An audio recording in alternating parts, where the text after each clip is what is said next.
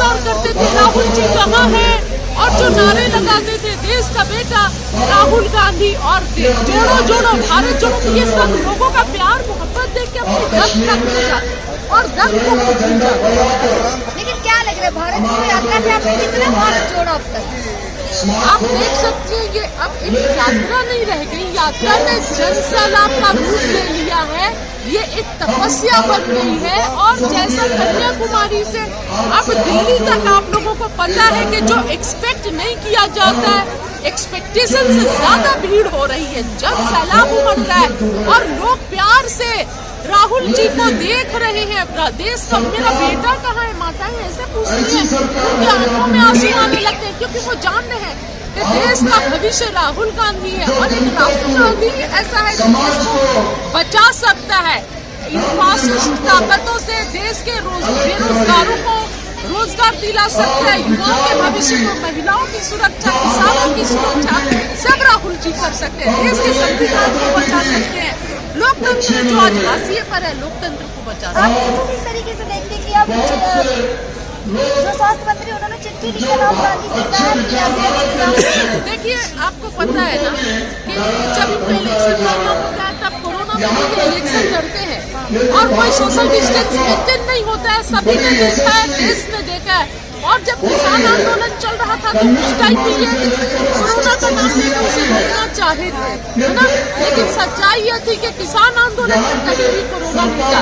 और जहाँ तक स्वास्थ्य की बात है और फिकर की बात है तो राहुल जी बहुत समझदार व्यक्ति हैं और उनसे ज्यादा समझदार प्रधानमंत्री नहीं है। कोरोना आने से पहले भी राहुल जी ने चेताया था, समझाया था, पर सरकार नहीं मानी। चलिए हम राहुल गांधी जी के साथ चलकर आए तो आपसे अहम सवाल पूछेंगे। लगातार एलिगेशन लगते रहे राहुल गांधी को, कभी गाड़ी के ऊपर, कभी जैकेट, कभी टी शर्ट, कभी या तो कभी महिलाओं के साथ।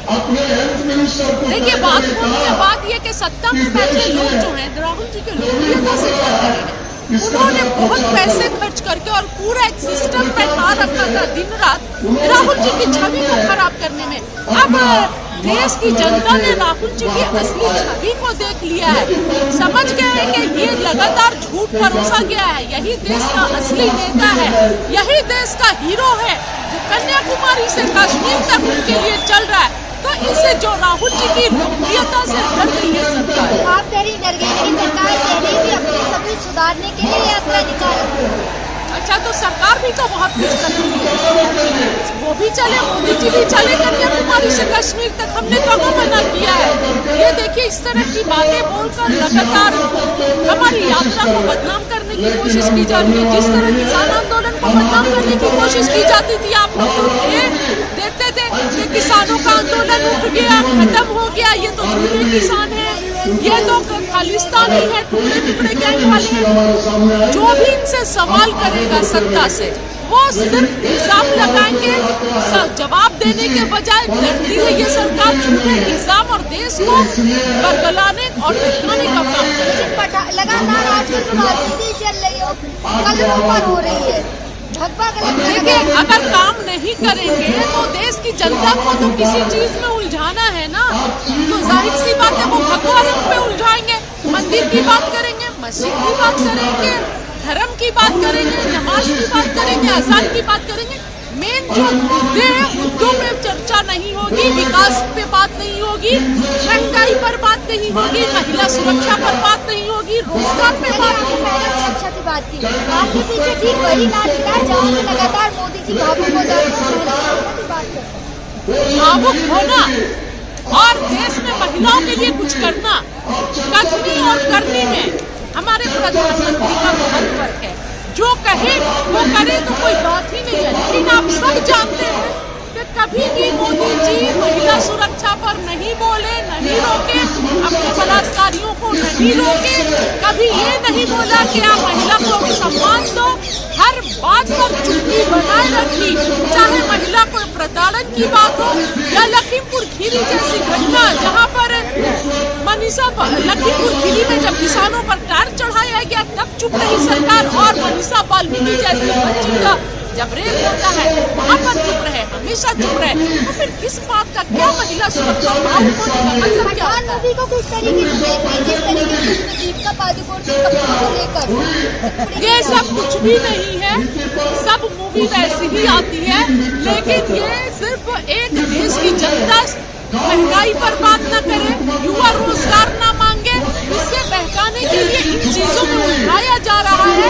और मैं तो सभी चैनल्स को भी बोलूंगी, जो नेशनल चैनल बोल रहा है, उठा रहा है, उन मुद्दों को आप लोग बहिष्कार कीजिए, क्योंकि देश को इसी में उलझा के रखेंगे। क्या लग रहा है आपने इतनी यात्रा तय कर ली, तो आगे क्या रुख रहने वाला है इस यात्रा का? नहीं, आगे भी हम कश्मीर तक जाएंगे, यहाँ तक कन्याकुमारी से दिल्ली तक आए हैं तो कश्मीर भी जाएंगे। हमारे हौसले बहुत बुलंद हैं, हम अपने पैरों से नहीं हौसले से चल रहे हैं, हौसले और हिम्मत से चल रहे हैं, अपने देश के लिए चल रहे हैं, देश के युवाओं के भविष्य के लिए।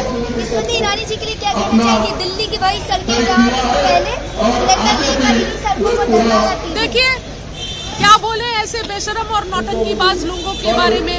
जब 400 सिलेंडर था तो धरने में बैठती थी, और अब मुंह में सेलो टेप लग गया है जब 1100-1200 सिलेंडर पहुंच गया है। और जब चुनाव का समय आता है तो खेतों में धान काटने पहुंच जाते हैं।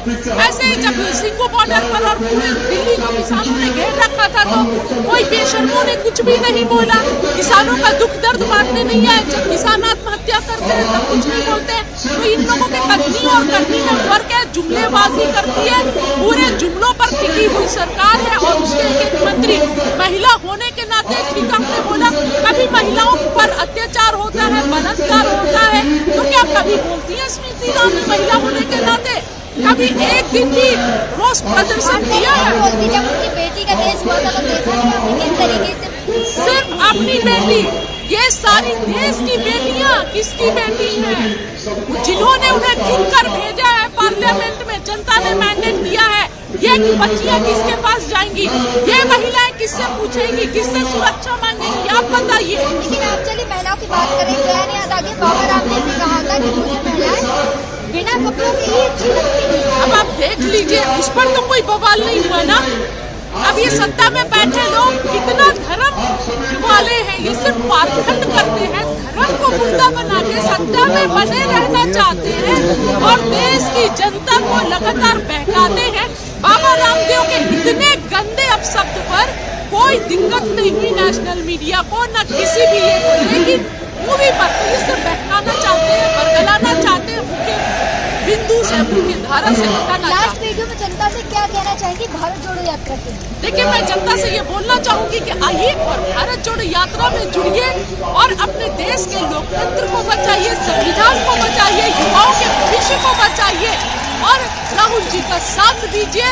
राहुल जी बहुत अच्छे सच्चे व्यक्ति हैं, हम तो इतने दिनों से चल रहे हैं, शायद कोई नेता देश में राहुल जी जैसा 1% भी ना हो, जितने वो सरल और सुलझे हुए व्यक्ति हैं। अगर ऐसा व्यक्ति देश का प्रधानमंत्री बनेगा तो देश का भविष्य उज्जवल होगा और ये हम सबों की खुशनसीबी होगी जो राहुल जी जिस दिन देश के प्रधानमंत्री बने।